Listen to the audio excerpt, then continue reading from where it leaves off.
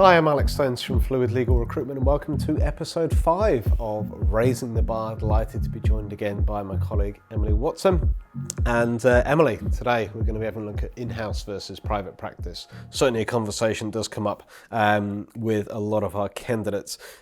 Should preface this conversation by just stressing that we predominantly do work and recruit into the private practice space, but we do some in-house work as well.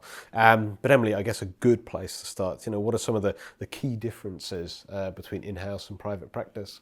Yeah, perfect. And I'll just add to your preface notes as well, Alex, by saying that today we're going to talk in the context of lawyers, because that's where most of these in-house roles or this demand is. But we also see in-house roles come up for legal executives, legal administrators, so it's not just lawyers, and this will be applicable to all different positions, but we'll focus on lawyers today. But the first one that the key difference obviously is that budget or billings, you're not going to have that same responsibility in an in-house environment. The other big one is that generally speaking, in-house tends to be more of a generalist role rather than a specialist role that you're going to be in a big firm where you might be placed in, say, an employment or a commercial team. So you're going to be doing a lot of that work in an in-house environment. And of course, the other thing to remind yourself, and overarching theme, is that in a private practice environment, you're going to be representing lots of clients. So you're going to have that external focus, and while in an in-house environment, you're going to have a purely internal focus. So you're really just going to be focusing on one client, which is the organisation or business that you work for.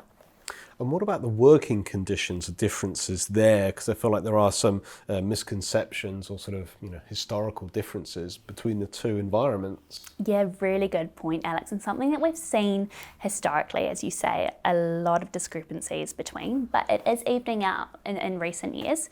So traditionally in in-house roles, we would see things like greater flexibility, hybrid working conditions, and all of those different hybrid working models come into play, which contributed towards a more elusive work-life balance potentially. While with private practice, traditionally pre-COVID times, that used to be a lot more structured. Where we see the work-life balance slipping in in-house roles, or potentially slightly different to that traditional bias, is where there's a lack of external legal support. So potentially they're being pressured into doing all of that work for themselves. Maybe they don't have a team of administrators supporting them, or maybe there's a really tight budget. They're having to work those longer hours. So there are those different factors that come into play, also relevant to private practice. So very much comes down to the support that's in place. With private practice, since COVID times, again, we've seen those hybrid models come into play. We've seen an increase in flexibility. So it is much more of an even playing field now. Law firms will often have more of those peaks and troughs in terms of work coming in, again, because as well, when we mentioned earlier, that there is more of a specialist focus. So that will come into play. But yeah, much more of an even playing field than there used to be, I would say, Alex. And what about, again, going back to perhaps some misconceptions, historical differences, but differences in salaries? What are we seeing there? Yeah, again, used to be a massive disparity between in-house private practice, with in-house paying significantly more than private practice. In today's day and age, we are seeing that really not be a factor at all. Top tiers and those really high-performing niche boutique firms are generally paid very, very similarly to those in-house legal counsels or legal advisor positions. So you can almost eliminate that entirely. In terms of growth, the one thing that comes to mind in REM packages is that because there's quite clear-cut expectations and requirements around the role of an in-house legal advisor or legal counsel, there's not as much clear growth or that clear progression pathway that you see in law firms or private practice.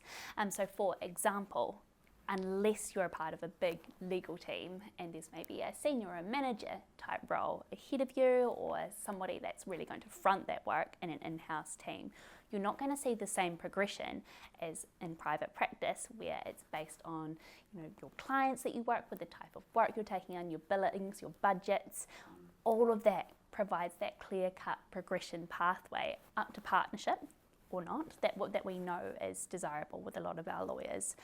So that's another really good thing to keep in mind in terms of REM is, yes, short term might be better, but longer term, is it going to offer you that step that you're looking for?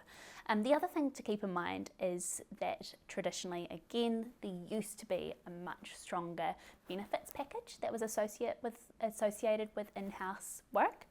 So you'd see things like medical insurance, a lot of those hybrid working models, flexibility, extended parental leave cover, and again, private practice that used to not be such a factor, but again, in this day and age, private practice have come to the party and it's a lot more competitive. I think that's a theme that we've seen with a lot of lawyers choosing to leave in-house, and as we've talked about in our other episodes, Alex, that war for talent and private practice wanting to retain those lawyers. So what are some of the key factors you think that lawyers should be considering if they're currently in a private practice environment, but they're thinking of making that switch in-house? What are some of those key factors they should be looking at, do you think? The first thing I would say, Alex, is that you need to seriously get to the root of why you're wanting to make that change. Think about it seriously, as we encourage every one of our candidates that comes through to us to do.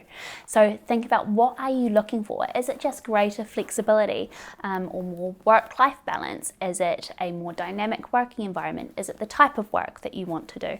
Because all of those things can still be found in private practice, and if you're going to take that step to in-house, you don't want to jeopardize things like your pathway to partnership or the type of work that you're doing or the work with a particular client, because we know that that's something that's really important. However, it can also be a really, really exciting step to go in-house. Then absolutely, that's a conversation that we can have and support you with as well.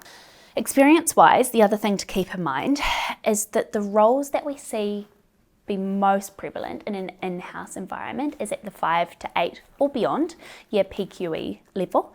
That's when lawyers really have nailed those technical skills that they need to be able to operate autonomously and be able to be a true advisor to the business without that heavy external support or mentorship that they often need as they get going in a private practice environment.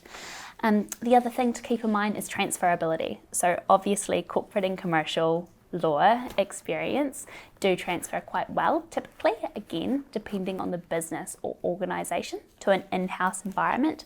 So think about, what are you wanting to transfer and how do those skills transfer across? And that's a conversation we can have with our candidates as well. The other thing, and again, this goes back to what you're really looking for in your role. So getting down to the root, what do you want in this next move? But an important consideration is what type of work environment works for you as an individual. So those that like a structured work environment where you've got your clear clientele, you've got your clear roles, you've got your clear projects that you're working on, that's going to work for a private practice environment a lot better. But for an in-house environment, it is going to be that broader advisory approach. You're going to have less direct tasks and projects assigned to you, or maybe they'll be long-term projects, so they might not be as structured or clear-cut. So it can look quite different in that sense as well. The other thing, and again, going back to what I was saying before, Alex, around getting to the root of the problem, and one consideration we do encourage a lot of our candidates to think of before making that move is, what do you want to be in-house for the foreseeable future? Or are you going to use that essentially as a bit of a stepping stone for when you do return to private practice? We have seen, and quite senior lawyers, move in and out of in-house environments, and we've seen that be quite seamless for a lot of people. But obviously stepping out of your responsibilities as a fee earner, only having that one client, which is the business or organisation that you report to, rather than lots of clients, all of that does have an effect, and it will be a conversation when you next look for that private practice role. So again, just being conscious of that and thinking about that when you do make the move, and that's something we can also have a conversation about. Absolutely. Well, thanks again for your time, Emily. And thank you for watching, everyone. If you would like to explore the differences further between private practice and in-house, then please do reach out to myself or Emily.